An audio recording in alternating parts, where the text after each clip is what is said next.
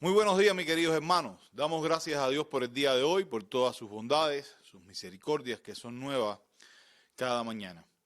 Qué bueno es que aún por este medio podamos estar en contacto y podamos recibir también del alimento espiritual que cada uno de nosotros siempre necesitamos. Déjenme hacer algunos anuncios, ¿verdad? Y quisiera estarle anunciando, hermano, que estén orando en este caso por la hermana Danay y por toda su familia. Ella tuvo la pérdida de su hermano y es bueno que todos nos sostengamos en estos tiempos en oración.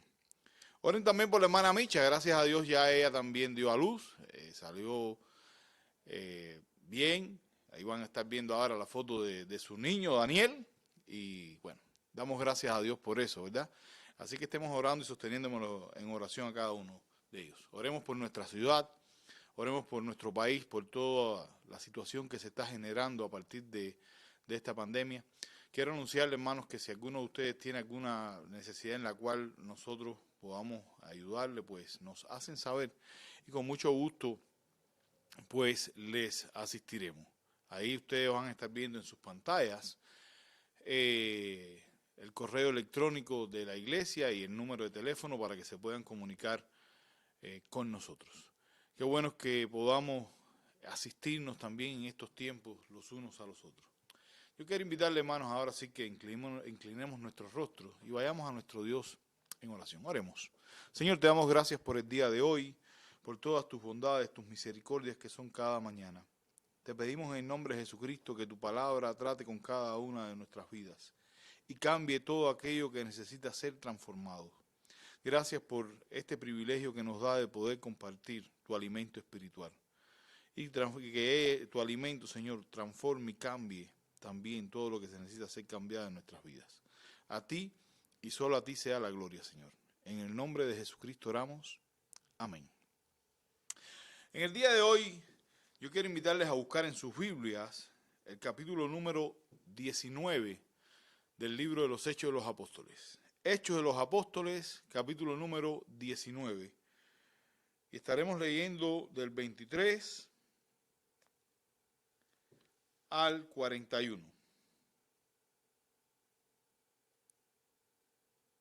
Dice de esta manera las Escrituras. Por aquel tiempo se produjo un alboroto no pequeño por motivo de camino, porque ciertos plateros que se llamaba Demetrio, que labraba templecillos de plata de Diana y producía no pocas ganancias a los artífices, reunió a estos junto con los obreros del oficio semejante y dijo: compañeros, sabéis que nuestra prosperidad depende de este comercio, y veis y oís que no solo en Éfeso, sino en casi toda Asia, este Pablo ha persuadido a gran cantidad de gente y la ha apartado, diciendo que los dioses hechos con las manos no son dioses verdaderos. Y no solo corremos el peligro de que nuestro oficio caiga en descrédito, sino también de que el templo de la gran diosa Diana se considere sin valor, y que ella, a quien adora toda Asia y el mundo entero, sea despojado de su grandeza. Cuando oyeron estos, se llenaron de ira y gritaban diciendo: grande es Diana de los Efesios. Y la ciudad se llenó de confusión, y a una se precipitaron en el teatro, arrastrando así consigo a Gayo y a Aristarco, el compañero de viaje de Pablo, que era de Macedonia. Cuando Pablo quiso ir a la asamblea, los discípulos no se lo permitieron. También algunos de los asiarcas, que eran amigos de Pablo, enviaron a él y repetidamente le rogaron que no se aventurara a presentarse en el teatro. Así que unos gritaban una cosa y otros otra, porque había confusión en la asamblea, y la mayoría no sabía por qué razón se habían reunido. Y algunos de la multitud dedujeron que se trataba de Alejandro, puesto que los judíos le habían empujado hacia adelante. Entonces, Alejandro, haciendo señal de silencio con la mano, quería hacer su defensa ante la asamblea. Mas cuando se dieron cuenta de que era judío, un clamor se levantó de todos ellos, gritando como por 2 horas: grande es Diana de los Efesios. Entonces el secretario, después de calmar la multitud, dijo: ciudadanos de Éfeso, ¿hay acaso algún hombre que no sepa que la ciudad de los Efesios es guardiana del templo de la gran Diana y de la imagen que descendió del cielo? Puesto que estos hechos son innegables, debéis guardar calma y no hacéis nada precipitadamente, porque habéis traído a estos hombres que ni roban templos ni blasfeman a nuestra diosa. Así pues, si Demetrio y los artífices que están con él tienen queja contra alguno, los tribunales están abiertos y los procónsules dispuestos. Presenten sus acusaciones unos contra otros. Pero si demandáis algo más que esto, se decidirá en asamblea legítima. Porque ciertamente corremos peligro de ser acusados de sedición en relación con lo acontecido hoy, ya que no existe causa justificada para esto. Y por ello, no podremos explicar este alboroto. Y habiendo dicho esto, despidió a la asamblea. Vamos a orar, hermano. Señor, te damos gracias por el día de hoy, por tus bondades, tus misericordias que son nuevas cada mañana. Bendice tu palabra y que ella trate con nuestras vidas y cambie todo aquello que necesita ser transformado. En el nombre de Jesucristo oramos. Amén. Qué bueno es cuando nosotros encontramos, ¿verdad?, pasajes como estos, donde vemos los efectos que causa el Evangelio de Jesucristo. Encontramos a este señor llamado Demetrio, que por alguna razón él se sentía perjudicado económicamente por la exposición del Evangelio. Recuerden que Pablo, y tal como lo dice justamente el texto donde hemos estado leyendo acá, Pablo había entrado allí y según el mismo Demetrio, si ustedes van, quiero invitarles a que vayan a sus Biblias. En el versículo número 26 dice de esta manera: y veis y oís no solo en Éfeso, sino casi toda Asia. Este Pablo ha persuadido a una gran cantidad de gente y la ha apartado diciendo que los dioses hechos con las manos no son dioses verdaderos. Encontramos a un Pablo que tenía pasión por lo que creía, que estaba predicando el Evangelio, y lo más interesante en todo esto eran los efectos del Evangelio. El Evangelio estaba trastornando en su totalidad aquella ciudad. Estaba trastornando aquella área de Asia y sin embargo algunos se comenzaron a oponer a causa de esto. Hermanos, entendamos esta gran verdad. El Evangelio no vino a adaptarse al mundo. El Evangelio es para transformar al mundo. Tristemente, hoy en día el Evangelio no ejerce la influencia que ejercía en aquellos tiempos. Una influencia donde el mundo se iba a protestar en contra de ellos. Una influencia donde el mundo lo rechazaba. Y lo rechazaba por el impacto que tenía, por la manera en que era justamente predicado. Esto era lo que pasaba ahí en Éfeso. Aquellas personas estaban dejando de ganar dinero. Aquellas personas estaban simplemente dejando de acumular riquezas para ellos a causa de que otras personas habían sido ganadas para Cristo. El Evangelio estaba transformando el estilo de vida, la creencia de aquella ciudad. Y aquello causó justamente todo este alboroto. Y una buena pregunta que podemos hacernos hoy nosotros, y justamente como iglesia queremos preguntarnos: ¿está nuestra iglesia, y quiero ser específico, la Iglesia Bautista Ebenezer, está creando un efecto en esta sociedad donde nos ha tocado vivir? ¿El evangelio que estamos predicando genera influencia en la sociedad? ¿O simplemente el evangelio que estamos predicando está siendo parte del mundo? O sea, un evangelio cómodo, un evangelio que no se opone a la mundanalidad. Hermanos, el evangelio que prediquemos tiene que generar este tipo de alboroto. Porque cuando no genera alboroto, nos muestra que es parte entonces del mundo. Y el evangelio bajo ninguna circunstancia puede ser igual al mundo. Aunque no lo crea, mis queridos hermanos, hoy en día nosotros, y creo, y ahora voy a hablar de manera general, Hoy en día la iglesia se ha dedicado a predicar una gracia barata. Una gracia barata donde simplemente muchas veces lo tenemos como concepto doctrinal, pero no logramos comprender lo que realmente es la gracia. Y cuando hablo de gracia barata, ¿qué significa? La gracia barata, cuando hablo de ella, es la justificación del pecado y no del pecador. Eso es lo que hace la gracia barata. Justifica el pecado y no al pecador. La gracia barata es la predicación del perdón sin arrepentimiento. Hoy en día se hacen llamamientos y no se genera esa transformación por el hecho de que no hay un llamado al arrepentimiento. La gracia barata es la gracia sin seguimiento de Cristo, la gracia sin cruz, la gracia sin el Cristo vivo y encarnado. Esa es la gracia barata. Hermano, aprendamos a ir y llevar el evangelio tal y como es, a que tenga un impacto diferente en el mundo. La gracia tiene que ser una gracia cara, porque es un llamamiento a seguir a Cristo. Es la gracia que nos llama a ese seguimiento continuo, tal como Jesús nos dice: si alguno quiere venir en pos de mí, niéguese a sí mismo y sígame.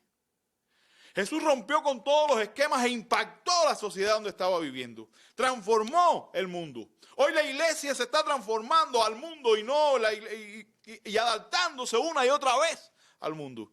Nosotros no estamos para adaptarnos al mundo, nosotros estamos para impactar al mundo con el evangelio.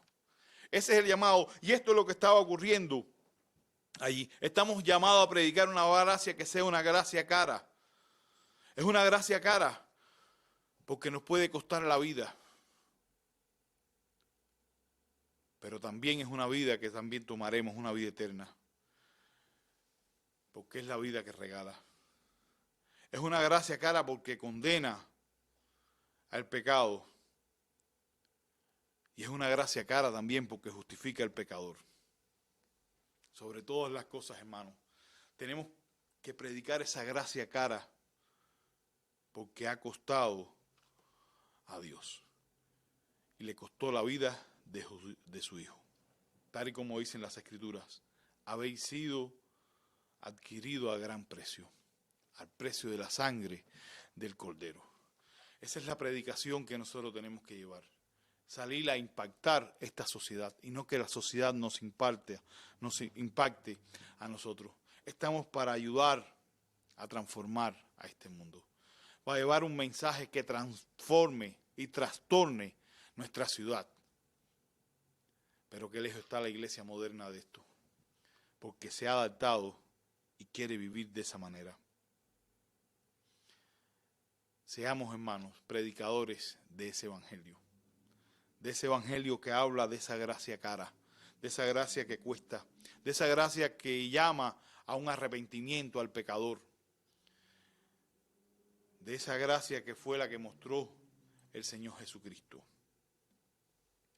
Hermano, si ustedes continúan leyendo, dice el texto en el versículo número 26, el hecho tal y como lo muestra, dice: y veis y oís que no solo en Éfeso, sino en casi toda Asia, este Pablo ha persuadido a gran cantidad de gente y la ha apartado, diciendo que los dioses hechos con la mano no son dioses verdaderos. Pablo confrontó el pecado de aquellos tiempos. Aquel pecado que era la idolatría. Un pecado que está condenado en las Escrituras. Si usted va directamente al Salmo 115, va a encontrar esta verdad. Yo quiero invitarles a buscar en sus Biblias el Salmo número 115. Salmo 115. Versículo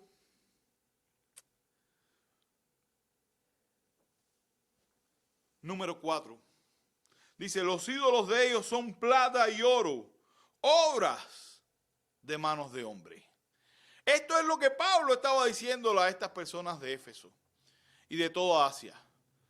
Él estaba transformando y estaba sacando de la idolatría a todos estos hombres y lo estaba llevando por el camino del arrepentimiento a un encuentro con el verdadero Dios, con Jesucristo. Este es el evangelio que nosotros tenemos que llevar. Hoy en día quizás las personas no estén creando todos estos ídolos, pero hay otros ídolos que se adoran. Hay otras cosas que no queremos renunciar. Y un ídolo es todo aquello que ocupa el primer lugar en su vida. Un ídolo es aquello que usted pone primero que el Señor. Muchas veces creo que tenemos que evaluar cuál es nuestro ídolo. ¿Cuál es el ídolo que realmente tenemos que dejar atrás? El verdadero evangelio no idolatriza. El verdadero evangelio adora al único y soberano Dios, el creador de los cielos y la tierra. ¿Dónde está ahora nuestro corazón? ¿Cuál es el evangelio que estamos nosotros predicando? ¿Qué vamos a hacer como iglesia al respecto? ¿Cómo vamos a salir a impactar a este mundo? Pablo salió y le habló y los confrontó con su pecado. Y la gracia de Dios obró para bien. Pero tenga en cuenta, y esto es algo que lo he dicho en más de una ocasión, en todo momento en que el evangelio sea predicado, va a generar oposición. Demetrio vio el problema. Fue aquella persona utilizada por Satanás para levantarse como enemigo del evangelio, porque él amaba el dinero. Su ídolo no era tanto Diana, si ustedes se dan cuenta en las escrituras. El énfasis de él no estaba tanto en Diana como en el propio dinero que estaba perdiendo. Estaba perdiendo sus posesiones, dice las escrituras. Estaba dejando de ganar mucho dinero. Qué triste es, y tal y como nos enseña la escritura, que muchas personas no logran entender que el amor al dinero es la raíz de todos los males. Es esa raíz que muchas veces no nos permite enfocarnos en la realidad. Es ese ídolo que incluso nos afecta a nosotros. El evangelio verdadero renuncia absolutamente a todos los ídolos y transforma de una vez y por todas al ser humano. El verdadero evangelio se centra en Jesucristo. Y el verdadero evangelio, cuando es predicado, siempre va a tener oposición. Lo más interesante en todo esto, y es una verdad que está expuesta en el libro de los Hechos una y otra vez siempre que encontramos al apóstol o cualquiera de los apóstoles predicando, no es solamente el tema de la oposición, sino el sufrimiento a que se es expuesto. Predicar el evangelio y creer en Jesucristo es justamente un llamado a sufrir por Cristo. ¿Estamos nosotros dispuestos a sufrir por Cristo? Tal y como lo sufrió aquella iglesia y cada uno de los predicadores del evangelio. A ser perseguido. ¿Por qué la iglesia de hoy, se han preguntado, por qué la iglesia de hoy no sufre como en aquellos tiempos? Podemos decir los tiempos han cambiado, el contexto histórico es otro, y es cierto. Pero el auténtico evangelio genera oposición. Y por lo tanto, cuando se genera oposición, nos lleva entonces al sufrimiento. A sufrir por Cristo. Podemos hoy nosotros decir, tal y como decía el apóstol Pablo, tengo en mi cuerpo las marcas de la cruz. Llevo en mi cuerpo las marcas de la cruz. Es tiempo de que nosotros reflexionemos al respecto.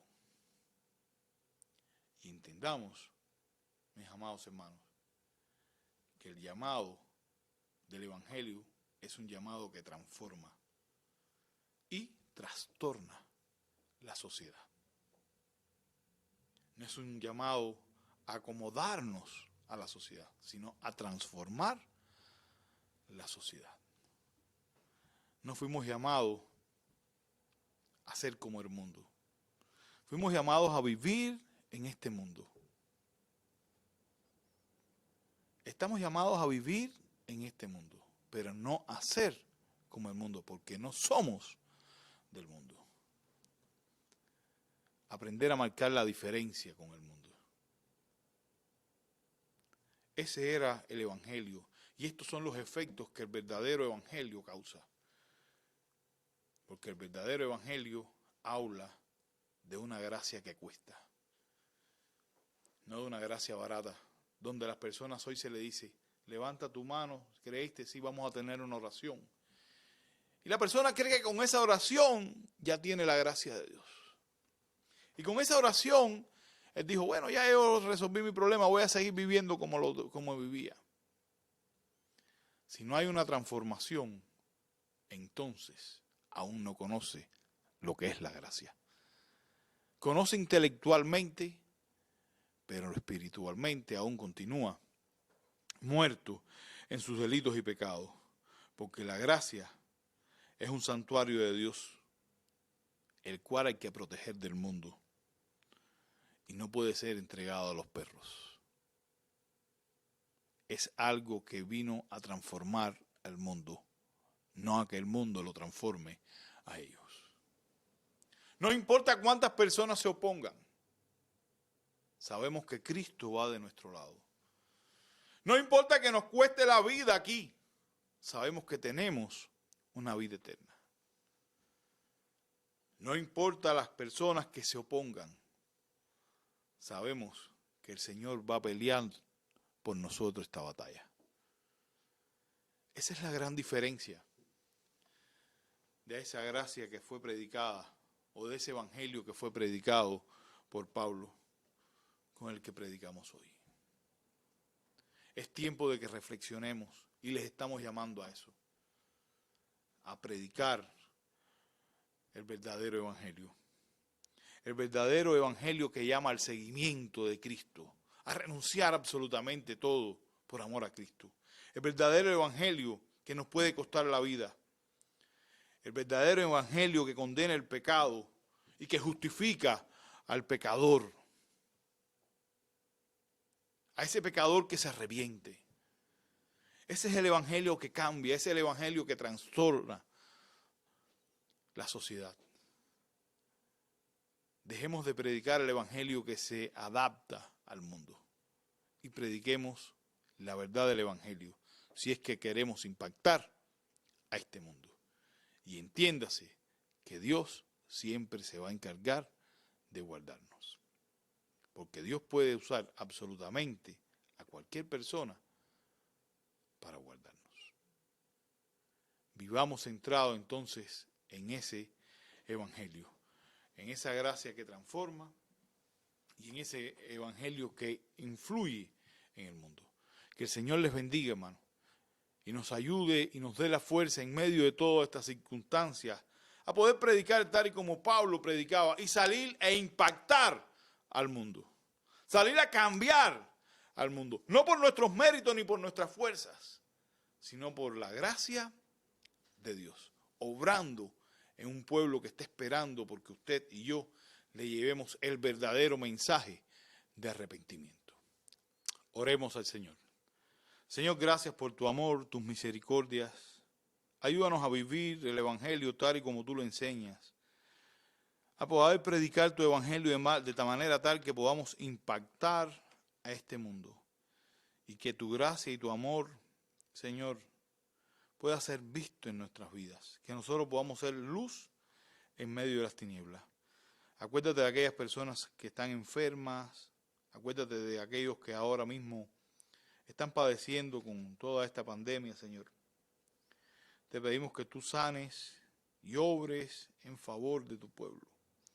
Recibe tú toda la gloria y toda la honra. En el nombre de Jesucristo oramos. Amén. Dios les bendiga.